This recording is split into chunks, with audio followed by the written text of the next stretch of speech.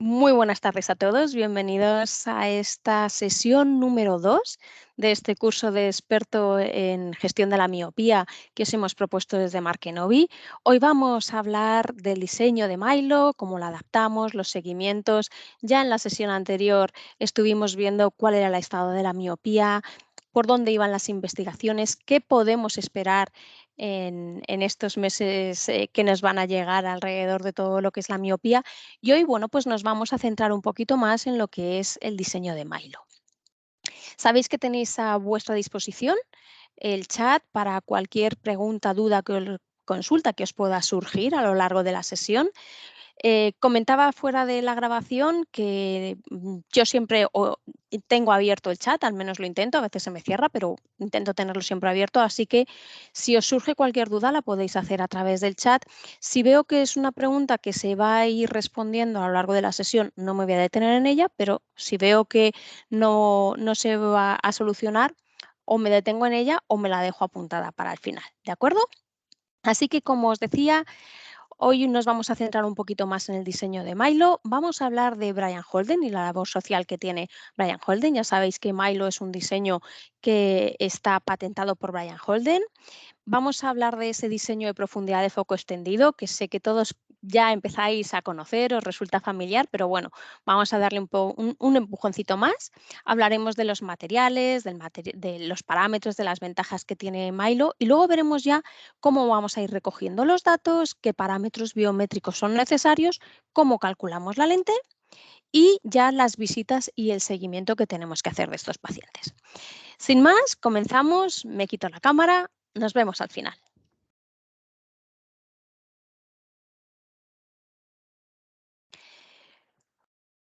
Bueno, como os decía, me gustaría comenzar esta sesión hablándoos un poquito de Brian Holden. Y bueno, es que Brian Holden Vision Institute es una organización no gubernamental, es australiana y está en todo lo que es relacionado con la visión, ¿de acuerdo?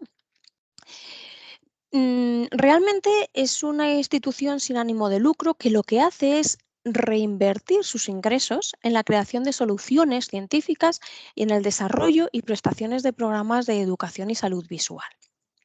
Por supuesto, al ser Milo una patente de Brian Holden, nosotros tenemos que pagar unos royalties a Brian Holden, pero tenemos la certeza de que ese importe que nosotros pagamos por lente se está reinvirtiendo en esta labor social. Al mismo tiempo, cuando Brian Holden se puso en contacto con nosotros para esta patente, etcétera, etcétera, una de las premisas que nos indicó que para ellos era muy importante era que el precio que tuviera este tratamiento, aun siendo una lente de fabricación individualizada, fabricación uno a uno con los parámetros de los pacientes, tenía que ser un importe que fuera accesible a la gran mayoría de los pacientes. Para ellos, esto era muy importante. Dentro de lo que es Brian Holden, no sé si habéis entrado alguna vez en su página web, seguro que si yo os pongo esta calculadora, esto sí que os suena a más de uno, y es que dentro de la página web de Brian Holden, uno de los recursos que vamos a poder utilizar es la calculadora, perdón, de Brian Holden. Esta calculadora bueno, pues lo que nos indica de alguna manera es qué le puede pasar a los pacientes en el transcurso de los años. Para ello, lo que vamos a introducir son unos datos. Ya sabéis, la etnia es un factor clave. Podemos meter caucásico, podemos meter asiático. La edad, recordad que en esa sesión que vimos la semana pasada decíamos que la edad es clave. Cuanto más tarde aparezca la miopía, más posibilidades tenemos de que ese valor dióptrico de miopía no sea alto. Entonces, también podemos meter la edad, 6 años, defecto de refracción, vamos a poner -2. Y aquí, por ejemplo, pues tendríamos todos los diseños que hay, en este caso, pues lentes blandas para el control de la miopía. Y veis que aquí aparece una gráfica en verde y en rojo. ¿Qué quiere decir la zona verde? La zona verde quiere decir que si a esta persona le realizamos el tratamiento que hemos indicado, bueno, pues tenemos muchas posibilidades de quedarnos alrededor de 3 dioptrías 87. Si no hacemos nada, pues vamos a rondar alrededor de las 5 dioptrías 28. Fijaos que esta calculadora se detiene en los 17 años. Esto no quiere decir que a los 17 años la graduación o la miopía de nuestros pacientes le vaya a detener. Lo que quiere decir es que ya no tenemos datos. ¿Por qué? Porque todos sabéis que la mayoría de los datos o de los estudios que hay disponibles pues, se ha hecho en niños pequeños y se ha hecho además también hasta ciertas edades. A partir de los 15, 16, 17 años, la verdad es que la evidencia es menor. Yo creo que poco a poco van a empezar a salir más estudios, pero de momento todavía no hay suficiente. Y es que estos datos en esta calculadora se basan en estos artículos que tenéis aquí abajo, que son artículos de alta evidencia científica. Por eso es que la calculadora se para en 17 años, pero no quiere decir que se le vaya a detener ahí la graduación a nuestros pacientes, evidentemente. Y otra de las cosas que me gustaría que vierais en esta página es que tenéis un montón de información. Aquí tenéis los white papers del Instituto de la Miopía, los tenéis incluso también muchos de ellos traducidos al español, con lo cual creo que es una página muy útil en cuanto a información. También tenéis recursos para la miopía. A mí esto me gusta un montón porque, bueno, pues son alguna serie de plantillas o de documentos que podéis explicarles a vuestros pacientes, incluso se los podéis dar. Son muy esquemáticos, yo creo que están bastante conseguidos, ¿de acuerdo? Incluso las tenéis aquí, veis que pone en español, ya hay muchas cosas traducidas al español. También tenéis noticias sobre la miopía y también, bueno, pues a veces tienen cursos, etcétera, etcétera. Así que yo no sé si conocíais esta página, pero creo que es una página interesante para que la tengáis en mente a la hora de buscar nueva documentación sobre la miopía, y la calculadora también puede ser un muy buen recurso para poder explicarle a los pacientes de manera gráfica qué es lo que puede pasar. Bueno, pues continuamos entonces, ya sabéis, el enlace, me preguntáis, es este que tenéis aquí, pero vamos, con que pongáis simplemente Brian Holden en el buscador de Google, aparece, ¿vale? Es la primera opción siempre, Brian Holden Vision Institute.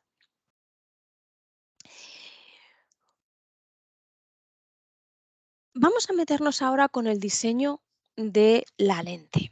Todos ya conocemos, nos empieza a sonar lo que es el diseño EDOF de profundidad de foco extendida, y lo que tenemos que tener claro es que cuando nosotros tenemos un ojo hemétrope y es un ojo joven, bueno, pues lo que sucede es que vamos a poder ver bien a todas las distancias.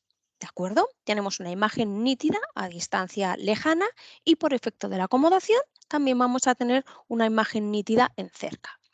Si pensamos en nuestros pacientes presbitas, ya sabéis que este es un diseño que se utiliza para manejo de la miopía y para pacientes presbitas. Lo que sucede con un paciente presbita es que de lejos, si es hemétrope, ve muy bien, pero de cerca va a perder esa visión porque ya no tiene la capacidad de acomodación. De tal manera que si yo a un paciente le corrijo con una lente monofocal, en un caso de un paciente miope, si es joven, pues perfectamente, ¿de acuerdo? Ese frente de ondas que genera esa compensación da lugar a un punto focal donde se dirige toda la energía luminosa. Logramos, por lo tanto, una imagen muy nítida, pero con una profundidad de foco estrecha, ¿de acuerdo? Veis que aquí hay una profundidad de foco estrecha. Con lo cual, lo que sucede es que aquellos pacientes que tienen una capacidad de acomodación reducida, como es el caso de los presbitas, ya no van a ver bien en cerca. ¿De acuerdo? ¿Qué pasa cuando utilizamos una lente de profundidad de foco extendida? ¿Qué es lo que sucede? Bueno, pues que a medida que vamos introduciendo aberraciones de alto orden, en lugar de tener un único frente de onda esférico que va a focalizar en un punto, lo que tenemos es una suma constructiva a lo largo de un intervalo, que es esta barra roja. Veis que ahora es mayor, tenemos una profundidad de foco extendida. Tenemos también que tener claro que esa profundidad de foco extendida tiene un límite, es decir, nosotros podemos manipular las aberraciones esféricas para estirar esta profundidad de foco, pero si este incremento de profundidad de foco es mayor que el umbral de borrosidad que tiene mi paciente, va a haber borroso. Esta es la teoría de lo que es la profundidad de foco extendida, ese diseño EDOF que, como os digo, podemos aplicarlo en pacientes presbitas y en pacientes miopes. En este caso, nos vamos a centrar, por supuesto, en los pacientes miopes y cómo actúa este diseño de Milo en un paciente miope. Pues fijaos, esa profundidad de foco extendida que nosotros tenemos nos va a dar una ventaja. Y la ventaja es que en la retina central la vamos a tener perfectamente enfocada, ¿de acuerdo? Así que vamos a tener una imagen nítida, un poquito por delante y un poquito por detrás de la retina, porque recordad que esa barra roja que yo os he enseñado antes es más larga. Pero por contra, en la retina periférica, que ya sabéis que una de las principales vías por las que se está estudiando, que se cree que aumenta la miopía, es esa longitud axial, es porque la imagen nítida en un paciente miope, cuando la corregimos con una lente monofocal, está por detrás de la retina periférica. Bueno, pues ¿qué vamos a hacer con nuestra profundidad de foco? Lo que vamos a hacer es poner esa profundidad de foco en la zona que nos interesa, que es o sobre la retina o por delante de la retina, de tal manera que la calidad de la imagen que tenemos por detrás de la retina va a ser muy mala. Si esa calidad que tenemos por detrás de la retina periférica es mala, como si dijésemos vamos a mandar una señal de stop para el crecimiento en longitud axial. ¿Por qué? Bueno, pues porque al final la imagen no está nítida, con lo cual no tengo esa necesidad.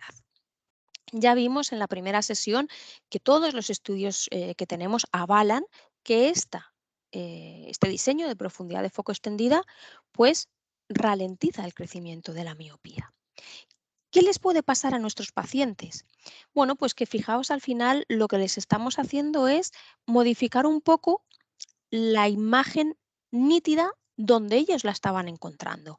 Hasta ahora, con un paciente miope, si tú le ponías una lente monofocal, la imagen nítida estaba aquí, por detrás. Ahora, con este tipo de lentes, yo la imagen nítida se la voy a poner sobre retina o por delante.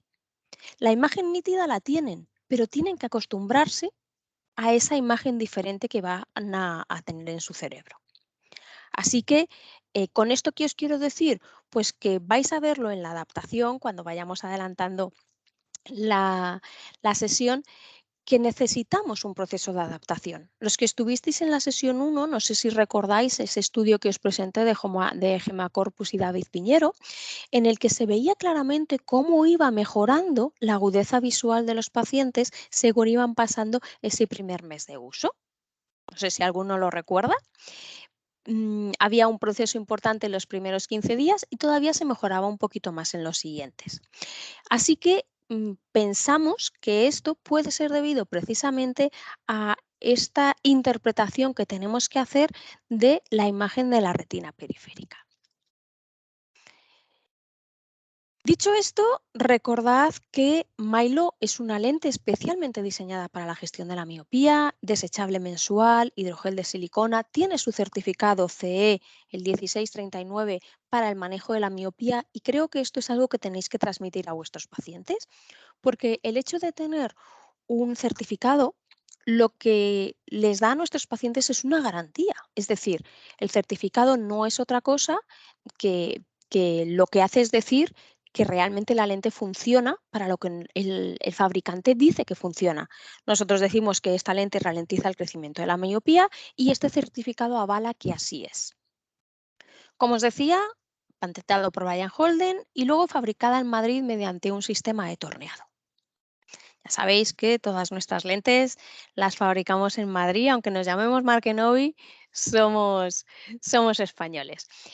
Parámetros de Milo. Lo tenéis aquí, hidrogel de silicona, con lo cual tenemos un mayor DK, un mayor DKT. El DKT es de 50 porque tenemos un espesor central de 0,12 y un espesor optimizado hacia la periferia. ¿Eso qué quiere decir? Que es una lente muy fácil de manipular. Además, tiene un alto contenido en agua, un 75%. Y respecto al coeficiente de fricción y al módulo de elasticidad, bueno, pues módulo de elasticidad estamos en un 0,33, por lo tanto es una lente cómoda y fácil de manipular, y un coeficiente de fricción muy bajito, del 0,02. No sé si recordáis, pero el coeficiente de fricción es una de las características que tienen los materiales de las que hay evidencia científica que incide directamente en el confort del uso de las lentes de contacto. Respecto a los filtros, tenemos por un lado filtro de manipulación y por otro lado tenemos filtro ultravioleta. No sé si fue en la sesión número 1 de de la tarde o de la mañana, que algún compañero me preguntó si habíamos puesto filtro de luz azul en esta lente Milo. Filtro de luz azul no lleva Milo, lo que lleva es filtro ultravioleta. El filtro ultravioleta tenemos amplia evidencia científica de que puede ser dañino para nuestros ojos. Y además, si pensamos en la mayoría de las personas que van a utilizar esta lente, eh, me pregunta Jorge si no hay proyección de la presentación. ¿Estáis viendo todos la presentación correctamente? Vale, sí, Ainhoa ya le había contestado. Muchas gracias, Ainhoa, por la ayuda. Somos muchísimos, no me da tiempo casi a leer. Vale, pues Jorge, si quieres salir y volver a entrar, porque en principio sí que funciona todo correctamente, ¿vale?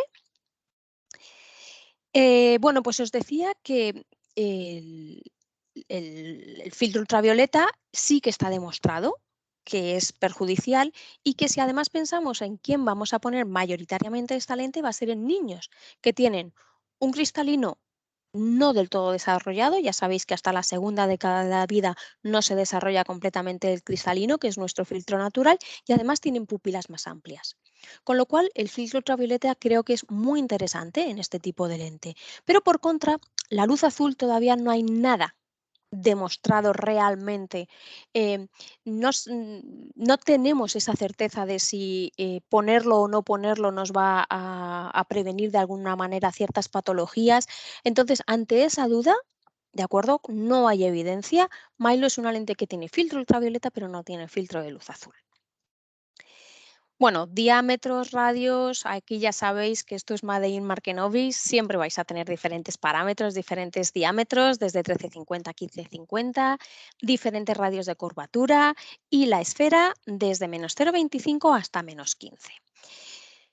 Estas características, bueno, pues lo que os decía, es una lente que tiene un muy buen DK. Pensar que al final le vamos a decir a nuestro paciente que lleve mínimo las lentes 6 días a la semana entre 8 y 10 horas. Como os decía, marcado CE, vamos a poder compensar hasta un cilindro hasta 0,75, una dioptría.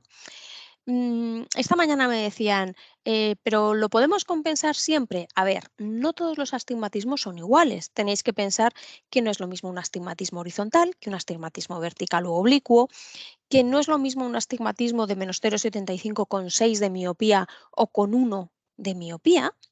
No obstante, al final de la sesión os hablaré de estos astigmatismos, ¿de acuerdo? Hay algo que os tengo que comentar. Espesor central de 0,12, bueno, parámetros individualizados, diámetros, radios, potencias. Eso lo que nos va a permitir es tener un centrado óptimo y también vamos a poder ir evolucionando con ese crecimiento que pueda tener el paciente. El diseño de EDOF, lo vimos también en la sesión anterior, tiene unas características específicas. Vimos diferentes estudios que avalaban que la calidad visual de estas lentes es muy buena, con lo cual, ¿qué sucede? Que son lentes que tienen mejor estereopsis, menos halos, menos imágenes fantasmas, y por ese diseño que tienen una menor dependencia del tamaño de la pupila y también un poquito menos independientes del centrado de la lente. Eso no quiere decir, siempre me gusta apuntarlo, que no tengamos que estar pendientes del centrado de la lente. La lente hay que centrarla lo mejor posible, pero a veces, bueno, pues la fisiología de nuestro paciente, una tensión palpebral muy alta, diferentes alturas en los mapas de la topografía, pues puede hacer que la lente esté un poquito descentrada. Bueno, pues en estos casos, cuando la lente está descentrada, este diseño hace que ese descentramiento sea menos crítico. Nos vamos a ir ya metiendo con la anamnesis. Aquí os he puesto un artículo precisamente del IMI que os podríais descargar en la página de Brian Holden. No obstante, tenéis un código QR en pantalla ahora mismo que si lo leéis os va a llevar directamente a este estudio, ¿de acuerdo? Y nos habla de pues, cómo hacer el manejo clínico de la miopía en nuestro día a día.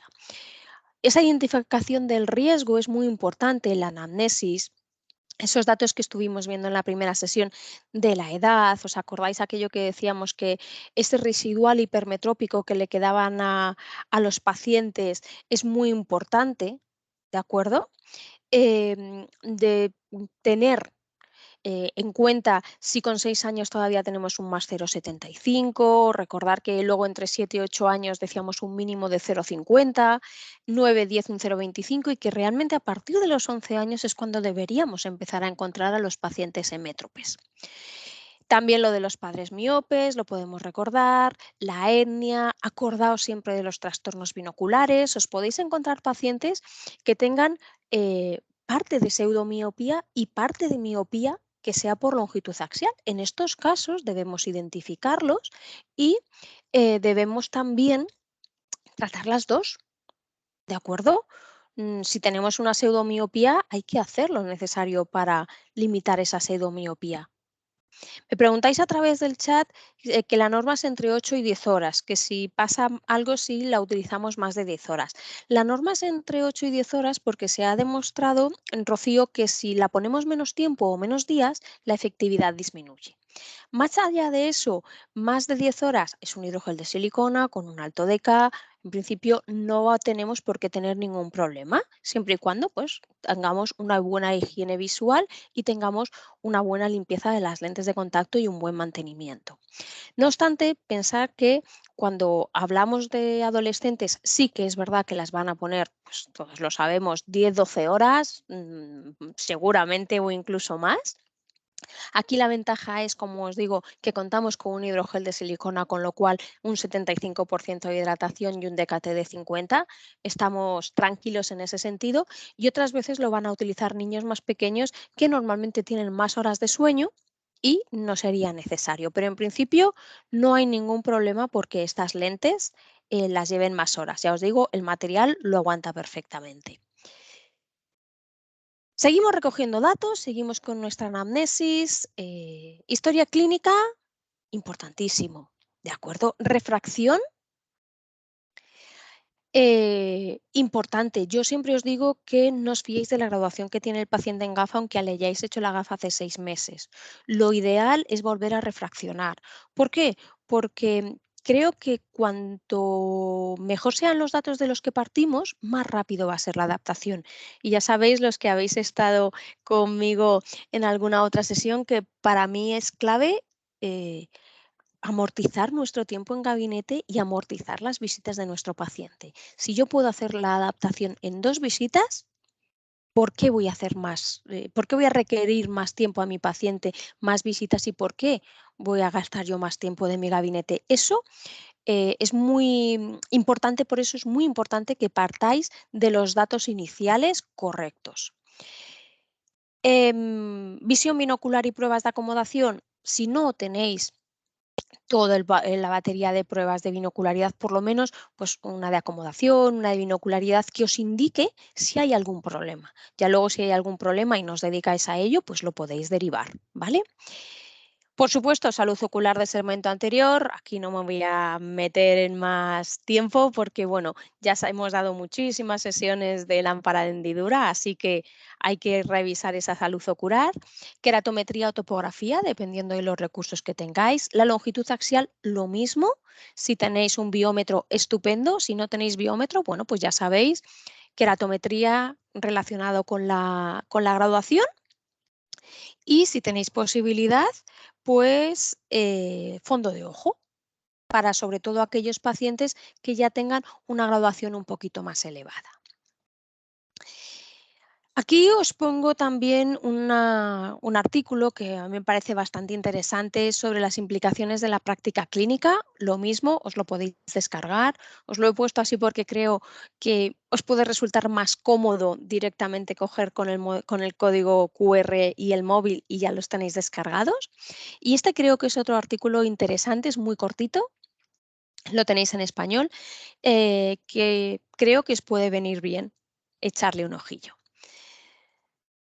Bueno, hemos visto qué datos vamos a ir recogiendo en la anamnesis, pero realmente, ¿qué datos son imprescindibles para que en Markenovi podamos fabricar la lente? Bueno, pues en este caso tendríamos que tener diámetros de iris visible, queratometría y la graduación en gafa actualizada, y yo añadiría ahí la graduación con la agudeza visual. Tener la agudeza visual de la gafa es muy importante para luego poder compararla con la que vamos a obtener con la lente de contacto. Uno de los documentos que os podéis descargar es esta plantilla que tenéis aquí. En ese drive que os he puesto, os podéis descargar esta plantilla. ¿Es imprescindible esta pantalla para hacer el pedido? No. Pero sí que os puede ayudar a que no se os olviden los datos y ya que si tenéis datos los dejéis apuntados. Para aquellos que ya estéis acostumbrados a trabajar con Milo, directamente podéis hacer los pedidos ya pues, a través de Customer Care, a través de la página web, etcétera, etcétera. Aquellas personas que todavía no hayáis trabajado con Milo y queráis que de alguna manera este caso se haga más pues, guiado desde el Departamento de Servicios Profesionales, o si tenéis algún dato que no tenéis la certeza de si lo estáis haciendo bien, podéis enviarme esta plantilla al email de formación@markenovi.com.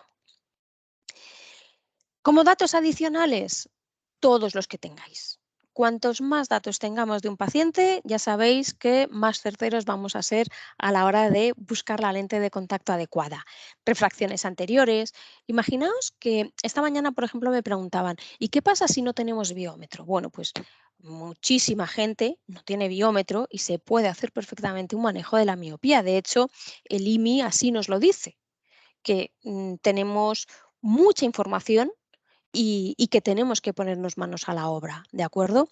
Si vosotros tenéis un paciente en el que la queratometría no ha cambiado, tenéis constancia de que el cristalino no tiene ninguna patología y le está aumentando la miopía, pues evidentemente, si no hay modificación en el cristalino, no hay modificación en la córnea y tenemos un sistema visual sano, tenemos prácticamente la certeza de que lo que hay es un crecimiento en longitud axial.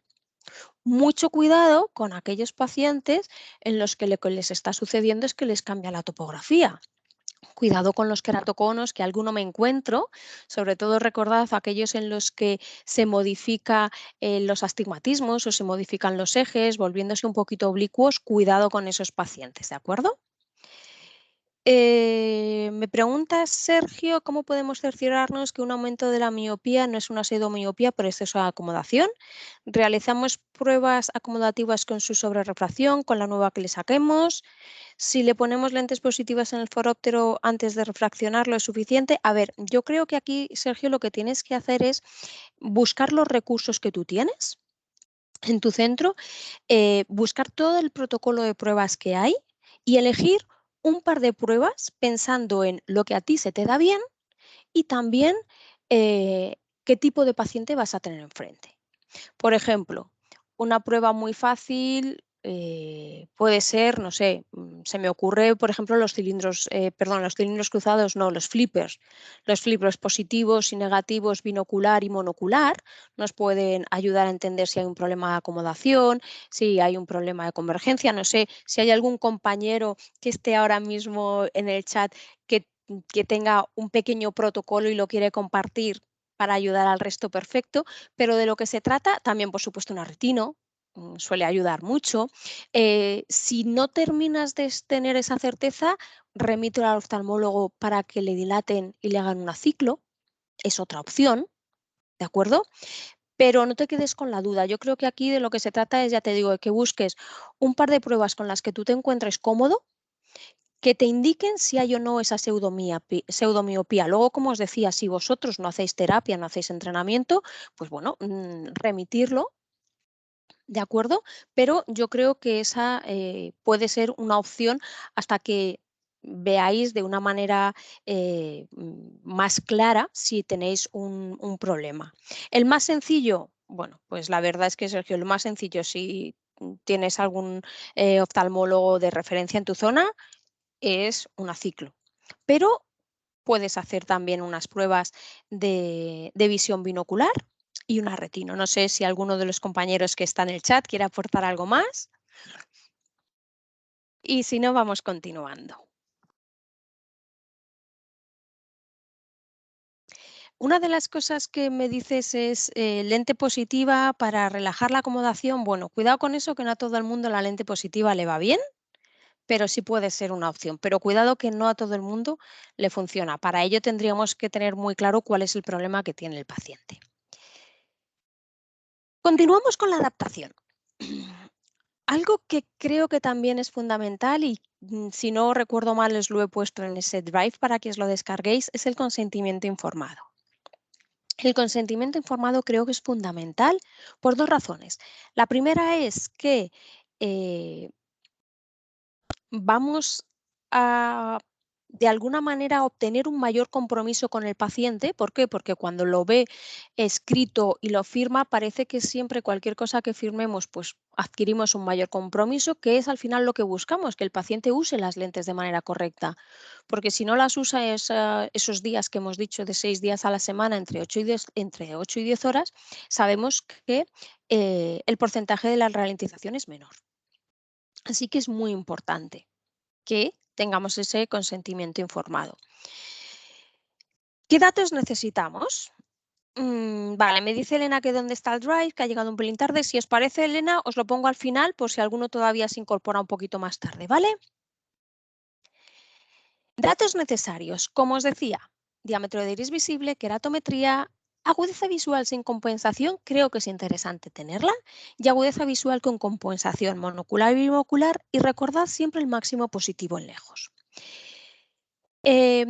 Agudezas visuales, lo vamos a ir viendo, pero las agudezas visuales que tenemos que proporcionar a nuestros pacientes tienen que ser similares a las de la gafa. A ver, si nuestro paciente en gafa ve el 1.2, pues quizá no sea necesario, pero si mi paciente ve la unidad, yo tengo que buscar la unidad. Lo que no podemos pensar es que con esta lente de contacto vamos a dejar un 0.8 o un 0.9 cuando el paciente a lo mejor tiene 1.1. A veces, y la verdad es que esto me duele un poquito cuando lo oigo, se dice, bueno, si es que los niños no se quejan. Bueno, no se quejan o sí, si les damos pie. A veces los niños tienen tantas ganas de llevar lentes de contacto que te dicen a todo que sí y luego le pasas a gabinete y te das cuenta de que no es todo sí, que las agudezas visuales a lo mejor son bajas, etcétera, etcétera. Entonces yo creo que hay que insistir un poco en esas agudezas visuales y en ese confort en las lentes de contacto. Una vez que ya tenemos estos datos necesarios, calculamos la lente. Ya sabéis, diámetro, radio, potencia. Vamos a ver cómo es esa adaptación física, centrado, cobertura, movimiento. Y por último, vamos a ver las agudezas visuales. La adaptación de esta lente es como cualquier lente a la que estéis acostumbrados. Lo primero que vamos a hacer es calcular la lente con los parámetros de nuestro paciente, verificar la adaptación física y por último, la agudeza visual. ¿Cómo vamos a ver la adaptación física? Yo aquí os he puesto un pequeño protocolo, pero aquí el que vosotros tengáis. Yo os he puesto 20 minutos, evaluamos la adaptación física, que sea correcta en esa cobertura, en ese centrado, en ese movimiento. Si es correcta, vamos a continuar evaluando agudezas visuales. Si no es correcta, tendremos que pedir una nueva lente, modificando lo que consideremos oportuno. Para calcular la lente, ya sabéis que nosotros normalmente os pedimos diámetro de iris visible y le sumamos 3, pero cuidado con los diámetros de iris visible. Ya sabemos todos que es una medida muy subjetiva. Incluso diferentes topógrafos os pueden dar diferentes medidas. Así que, ¿por qué nosotros decimos diámetro de iris visible más 3? Porque lo que buscamos es que entre nasal y temporal nos quede entre milímetro y milímetro y medio. Para calcularla, podéis llamar a mis compañeros de Customer Care, podéis utilizar la calculadora biométrica, podéis utilizar la página web de MyEnovi, incluso podéis utilizar esta tabla que yo os he puesto aquí. Esta tabla la vais a encontrar al final del catálogo de productos. En la primera columna, diámetro del paciente. En la segunda columna, diámetro de la lente. Como veis, hay una suma de 3, de 11 a 14, de 11 y medio a 14 y medio, pero imaginaos que yo quiero una lente de 14 y medio. Aunque mi paciente tenga un diámetro de 12, bueno, pues simplemente me tengo que ir a esta fila de aquí. En esta fila de aquí arriba, lo que tenemos es K-medios. Y luego, como yo digo, pues esto es como si jugásemos a los barquitos. Si yo quiero una lente de 14 y tengo un K-medios de 7,95, pues al final tengo que pedir una lente en 8,30. Es tan sencillo como esto, ¿vale? No tiene mayor complicación. Eso sí, acordaos que hay que aplicar distometría en caso de que sea necesario. Interesante, y no sé si esto lo hacéis. Topografía encima de la lente de contacto. Esta es una topografía hecha con el topógrafo de Maya sobre una lente que es Milo. Veis perfectamente dónde están los aros. Podéis ver perfectamente que esta lente está descentrada. Esta es una, acordaos siempre, eso sí, que tenéis que verlo con el mapa tangencial, que es con el que más fácilmente se ve. Y esto es una lente descentrada. Sin embargo, el paciente tenía una agudeza visual del 1,2. Como os decía antes, lo ideal es que tengamos las lentes centradas, pero a veces por la fisiología del paciente no lo vamos a conseguir. Mientras tengamos una buena cobertura en todas las posiciones de mirada, tanto en derecha como izquierda, arriba y abajo, que la lente no roce el limbo, si no somos capaces de centrar esa lente en principio y las agudezas visuales son buenas, no pasaría nada. Pero siempre tenemos que saber qué es lo que estamos haciendo. Por eso os recomiendo que hagáis siempre topografía encima de la lente de contacto. Ya hemos visto que la adaptación física es buena. Ahora vamos a lo que es las agudezas visuales, que quizás sea lo que es un poquito diferente respecto a una lente esférica tradicional. ¿Y por qué es un poquito diferente? Porque recordáis ese diseño de profundidad de foco que yo os decía que en retina periférica la imagen estaba un poquito deteriorada por detrás para limitar ese crecimiento axial. Bueno, pues esto lo que puede hacer es que tengáis algún paciente que no obtenga las agudezas visuales iniciales iguales a la gafa. Así que si tenemos una buena adaptación física, lo que vamos a decir a nuestro paciente es: vete con la lente un rato, aproximadamente 4 horas, y pasadas esas 4 horas vamos a comprobar agudezas visuales. Lo primero que vamos a hacer es agudeza visual monocular. ¿Qué nos podemos encontrar? Pues que no debería haber más de una línea de diferencia entre los dos ojos, siempre y cuando no exista en gafa. Por eso os decía que es muy importante las agudezas visuales de la gafa, pero no debería haber una diferencia mayor de 2 líneas, perdón, de una línea entre un ojo y otro. Y otra cosa que también podríamos encontrar es que se puede ver levemente reducida en comparación con la de la gafa, aproximadamente en monocular una línea. ¿Por qué? Pues por ese diseño y esa diferencia de imágenes que tenemos por el diseño de profundidad de foco extendida. Si la agudeza visual es inferior a una línea, es decir, si en gafa tenemos monocularmente unidad y con la lente de contacto tenemos por debajo de 0,9, lo que podemos hacer es refraccionar con un 0,25 o como mucho un 0,50, pero no buscamos con esta sobrerefracción llegar a la unidad. Esta es la diferencia real. Hay que intentar hacer una sobrerefracción para quedarnos en torno al 0,8-0,9 como mucho. ¿De acuerdo? ¿Por qué? Porque para nosotros sería mucho más sencillo deciros en este punto sobre refraccionar hasta que alcance la unidad, pedís la lente nueva y ya estaría la adaptación hecha. Pero ¿qué sucede? Que tenemos estudios que demuestran que la agudeza visual va mejorando con el porte. ¿Por qué le voy a poner yo a un paciente más miopía de la realmente necesaria? Por eso hago mucho hincapié en que con este tipo de lente las agudezas visuales mejoran con los días. Es un poco para que hagáis la equivalencia a lo que sucede con las lentes de contacto multifocales.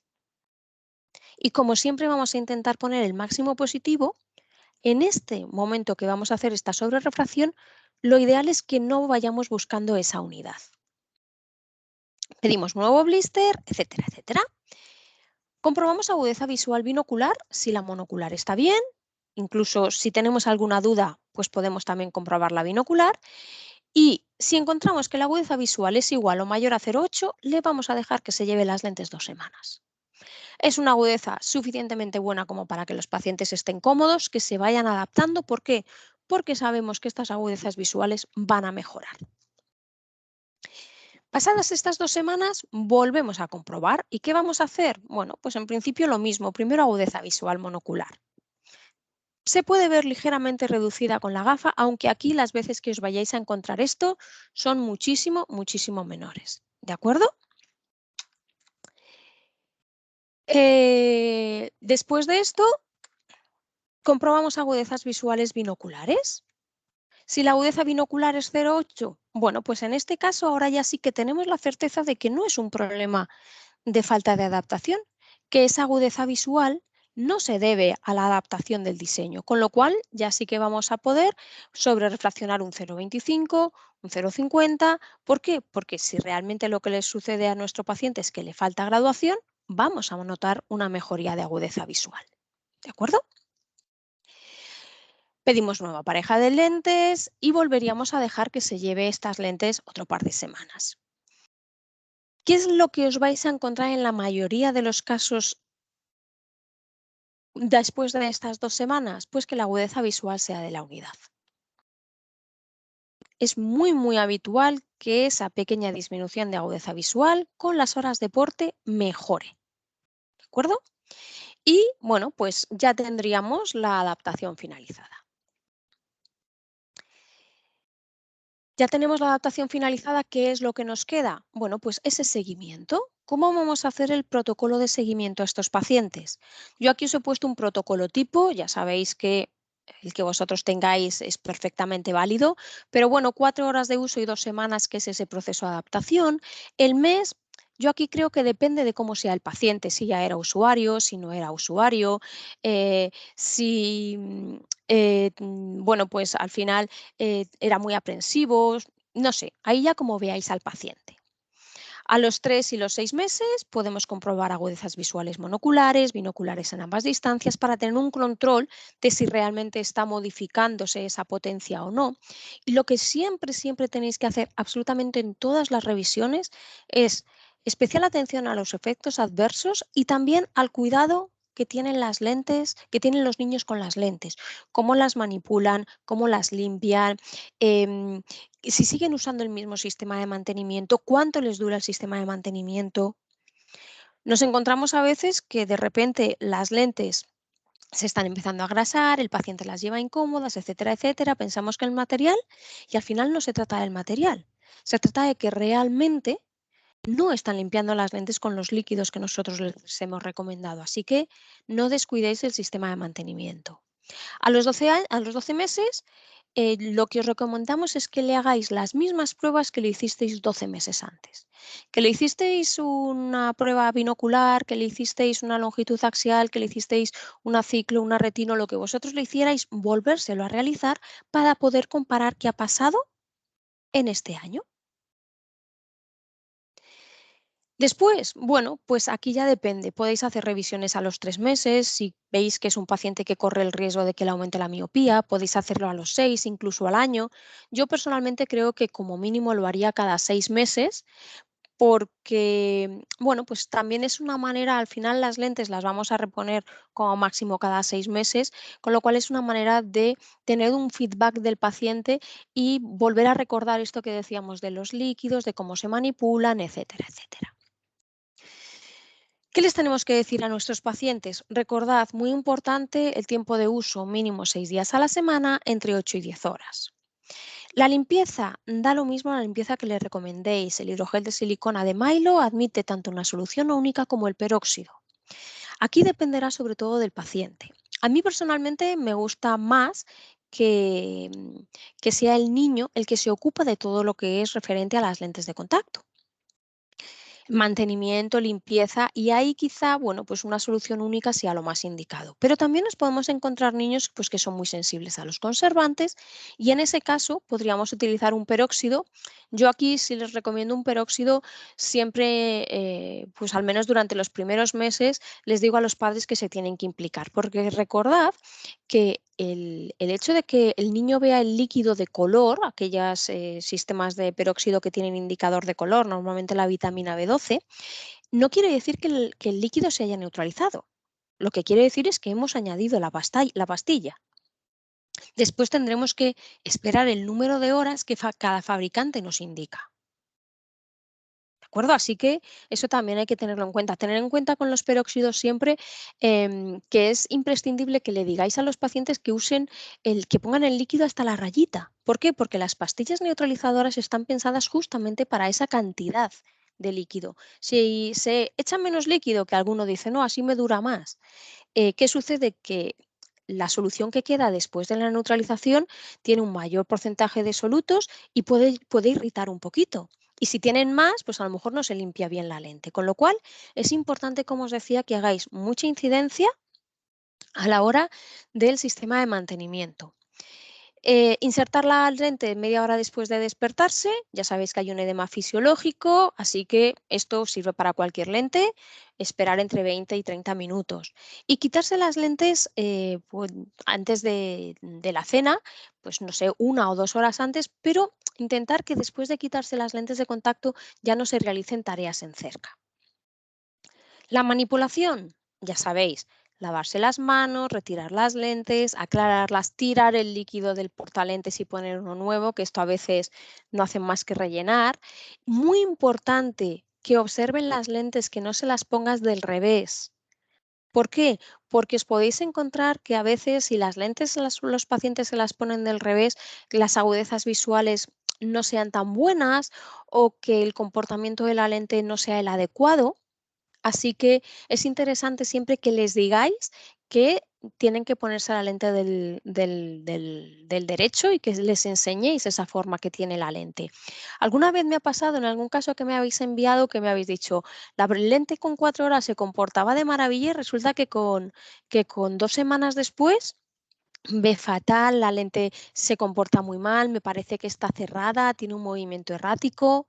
Si alguna vez os pasa eso, una de las primeras opciones que tenéis que pensar es que posiblemente la lente esté del revés. Ya me ha pasado más de una vez, así que me gusta compartirlo con vosotros por si alguna vez se os da el caso, que no os sorprenda y que lo primero que hagáis sea darle la vuelta a la lente y verificar que no está del revés. Me pregunta Inés la revisión de los 12 meses con o sin lentes de contacto. A mí particularmente me gusta que se quiten las lentes entre 24 y 48 horas. ¿Por qué? Porque hacer todas las pruebas que le hice 12 meses antes implica que le voy a hacer una refracción, que le voy a hacer pruebas sin lentes de contacto. Pero también les digo, tráetelas en el bolsillo. ¿Por qué? Pues porque también me gusta ver el comportamiento que tiene esa lente. Así que yo normalmente, Inés, lo que hago son las dos cosas. Por un lado, 24-48 horas sin lentes, pero que se las traigan en el bolsillo. ¿De acuerdo? Bueno, y ya para finalizar, os traigo una muy buena noticia, al menos espero que así lo sea, y es que dentro de poquito tiempo ya vamos a tener la lente Milo en geometría tórica. Por eso os decía cuando os hablaba de esos astigmatismos que dentro de nada ya vamos a poder compensar absolutamente todos los astigmatismos en nuestros pacientes presbitas, sobre todo esos astigmatismos bajitos, oblicuos, verticales, que a veces dan tanta sintomatología. Así que la verdad es que es un placer comunicaros que próximamente vamos a tener ya esta lente en geometría tórica. Los parámetros de esta lente os los adelanto, igual que con la esférica, diámetros, radios, varios diámetros, varios radios. La esfera la seguimos manteniendo hasta -15 y los cilindros desde -0,75 a -8 en pasos de 0,25 y todos los ejes.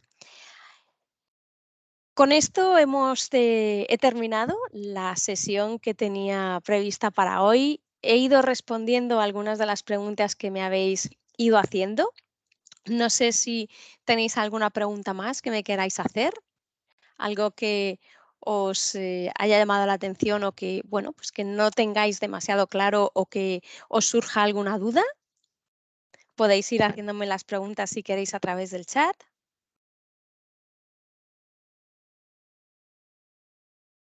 Creo que todas las que me habéis ido haciendo anteriormente las he ido respondiendo. Muchas gracias, Carlos, por el comentario. La verdad es que, como os decía al principio, es un placer ver la cantidad de asistentes que hay siempre a estas sesiones, así que muchísimas, muchísimas gracias por estar ahí al otro lado.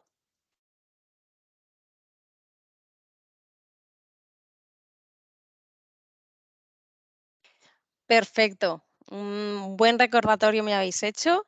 Os vuelvo a poner en el chat el Drive, aún así, como os ha comentado mi compañera Mirella, cuando os enviemos el enlace de la grabación, también os volveré a poner este Drive para que os lo podáis descargar.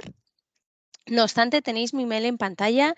Si necesitáis algo, cualquier duda que os pueda surgir en el día a día de vuestra clínica o queréis alguna de las diapositivas que haya sabido o que yo haya presentado en esta sesión, por supuesto que me la podéis pedir y yo os lo hago llegar. Me pregunta Saray que qué método uso para la acomodación y la vino. Pues es lo que le comentaba antes al compañero, que ahí es que depende mucho de lo que vosotros tengáis y de lo que os guste y de la edad que tenga el niño. A mí uno que me resulta muy cómodo son los flippers, pero claro, para eso el niño pues tiene que saber leer con una cierta soltura. También podéis hacer un MEM, podéis hacer un NOT, podéis, yo qué sé, hacer un ACA. No sé, es que ahí depende de qué se os dé a vosotros mejor. Yo en estos casos, siempre que me preguntáis, os digo siempre lo mismo. Buscad qué pruebas hay, hacer una o dos veces cada una de ellas y al final quedaos con la que más cómoda os resulte a vosotros. Otra cosa es que ya luego os dediquéis a hacer terapia visual, que entonces ahí ya sí que tenemos que saber exactamente cuál es el problema que tiene. Pero realmente lo que se busca con esta pequeña exploración binocular es saber si tiene un problema o no. No tanto saber exactamente cuál es, ¿de acuerdo? Pero sí saber que de base hay algún tipo de problema. A ver, vamos a ver. Los estudios sobre la eficacia se mostrarán en otra sesión. Los estudios de la eficacia estuvieron en la sesión 1. No sé si pudiste acceder a la sesión 1, pero ahí es donde hablábamos pues, del estado de la miopía en general, de cómo iban evolucionando, qué vías de investigación había, y ahí es donde vimos un poquito esos estudios. No obstante, si estás interesado, envíame un email que yo te los hago llegar sin ningún problema. ¿Vale? A ver, que no me quiero dejar. ¿Se piden blister de prueba? Me preguntáis siempre. Siempre, siempre pedid blisters de prueba. Nosotros las cajas las fabricamos cuando nos las pedís, los blisters también, pero el fabricar la lente lo que implica es que las cajas no admiten ningún tipo de cambio ni de abono. Así que siempre, por favor, pedid blister de prueba y cercioraros de que todo lo que estáis pidiendo sea lo adecuado para el paciente. A ver, a ver. Me pedís la foto de la topografía. Bueno, pues eso es muy fácil. Os la pongo para atrás y la vais a ver. Súper rápido. Además, creo que esto es un protocolo que deberíais incorporar. Aquí la tienes. Ahí la tienes, Pilar. Vale, me decís que algunos no pudisteis acceder a la del 15 de septiembre. Bueno, como siempre vamos a intentar poner las grabaciones a vuestra disposición, pero ya sabéis que las grabaciones estarán disponibles para el mes que viene. Es una manera, pues, de que aquellos que no hayáis podido asistir las podáis ver, ¿de acuerdo? Pero siempre las vamos a poner como si dijésemos el mes siguiente, con lo cual cuando termine el mes de septiembre intentaremos que tengáis disponibles todas las sesiones que hemos dado, todas las grabaciones de ese mes de septiembre durante el mes de octubre. ¿Cuándo terminamos el tratamiento de la lente de contacto? Muy buena pregunta, Paqui. Pues esto va un poco relacionado con cuándo ponerlo. Em, Hay que poner un tratamiento de lente de contacto para el manejo de la miopía cuando la miopía está aumentando. Es decir, vamos a poner un tratamiento para ralentizar el crecimiento de la miopía. Tenemos que tener la certeza de que ese crecimiento está aumentando. ¿Cuándo lo vamos a retirar? Pues cuando tengamos la certeza de que no está aumentando la miopía. ¿Qué nos dicen? Pues que no haya un aumento de media dioptría, que esté estable durante al menos 1 o 2 años.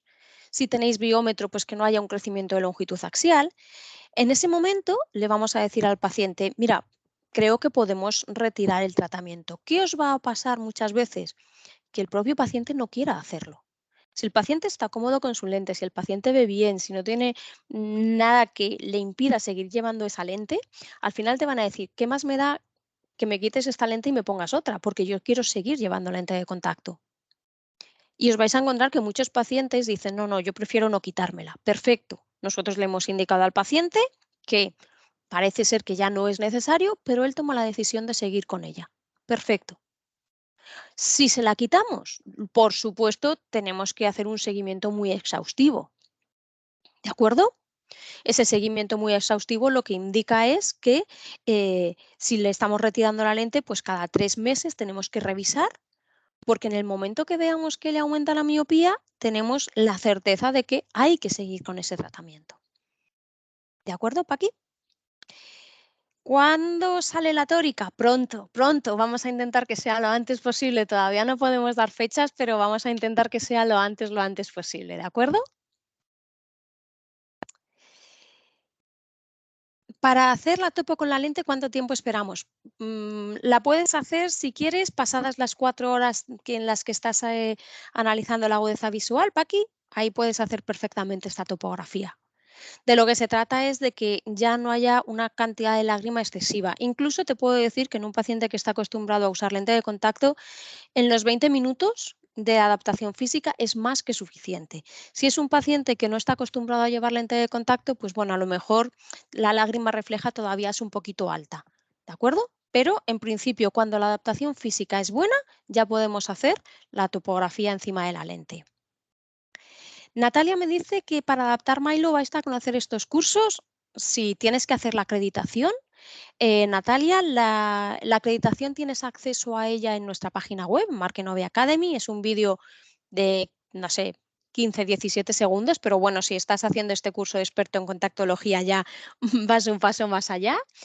Y luego lo que os decía, la primera lente, yo os recomiendo que hagáis el pedido a través de formación @markenovi.com con esa plantilla que os podéis descargar y que os he enseñado, porque os va a resultar mucho más sencillo y si tenéis alguna equivocación en el cálculo de las lentes, nos vamos a poner en contacto con vosotros.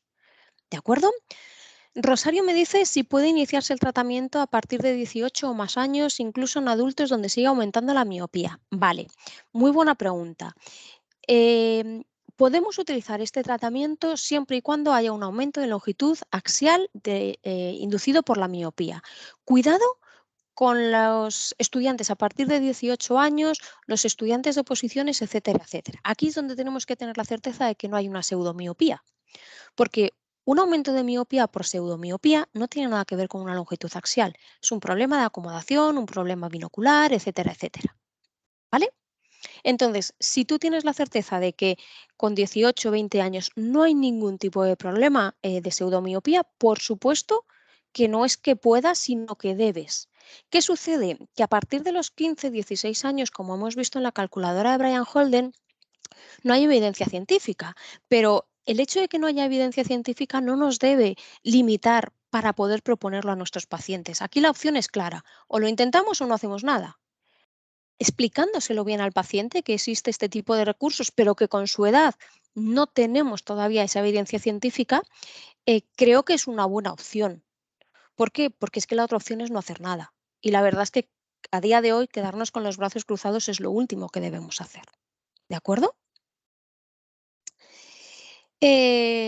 Marta me dice si podría volver a poner la diapositiva del esquema. Yo te la pongo, Marta, pero si quieres envíame un email y te las envío para que las tengas disponibles en tu centro, que no tengo, ya os digo, ningún problema. Creo que te referías a esta.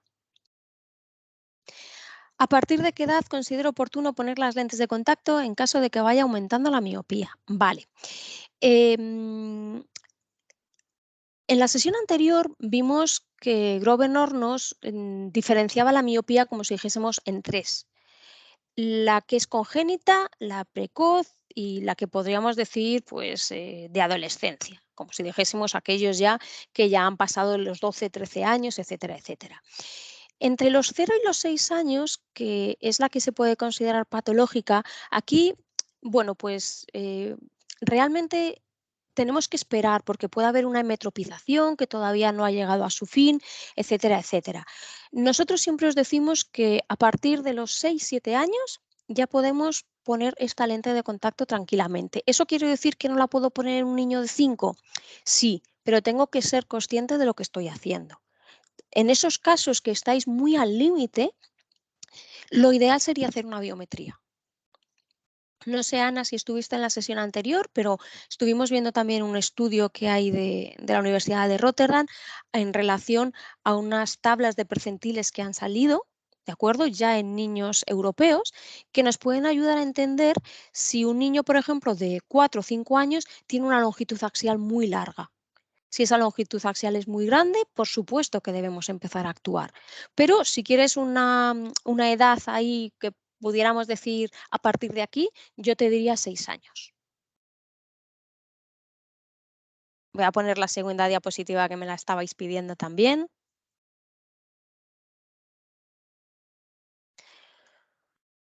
Bueno, pues creo que no me he dejado ninguna pregunta por contestar.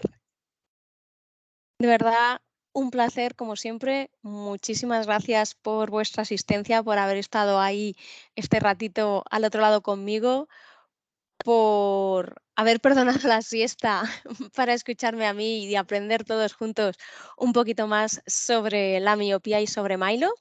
Os emplazo a la semana que viene. El jueves os plantearé diferentes casos sobre la lente Milo.